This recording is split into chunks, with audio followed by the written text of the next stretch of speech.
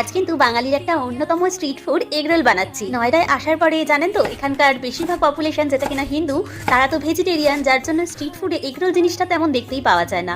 তো ওই জন্য ভাবলাম আজকে বাড়িতেই কিন্তু বানিয়ে নেবো এগরোল। এইদিকে এগরোলের স্টাফিং এর জন্য আমি শসা, পেঁয়াজ, লেবু, লঙ্কা সমস্ত কেটে নিয়েছি। আর এদিকে দেখুন ময়দাটাকে কিন্তু একটু পাতলা করে বেলেছি।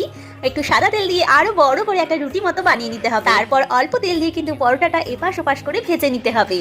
তারপরে ডিমটা দিয়ে কাঁচা অবস্থাতে কিন্তু পরোটাটা ডিমের ওপর আমি দিয়ে দিয়েছি, তাতে করে খুব ভালোভাবে সেটে যাবে। এভাবেই স্টেপ বাই স্টেপ ফলো করে আপনারাও কিন্তু বাড়িতেই এবার থেকে এগরোলটা বানিয়ে নেবেন। আর এইবার এগরোলের স্টাফিংটা রেডি করে নিই। তো বন্ধুরা, আমার চ্যানেলের ভিডিওগুলো ভালো লাগলে অবশ্যই একটু সাবস্ক্রাইব করবেন, আর ভিডিওটা ভালো লাগলে অবশ্যই লাইক করবেন। বাচ্চা থেকে বড় সবার পছন্দের এই এগরোল তাহলে এবার বাড়িতেই বানিয়ে ফেলুন। আর দোকানের টাচ দিতে অবশ্যই কাগজ দিয়ে র্যাপ করতে যেন ভুলবেন না।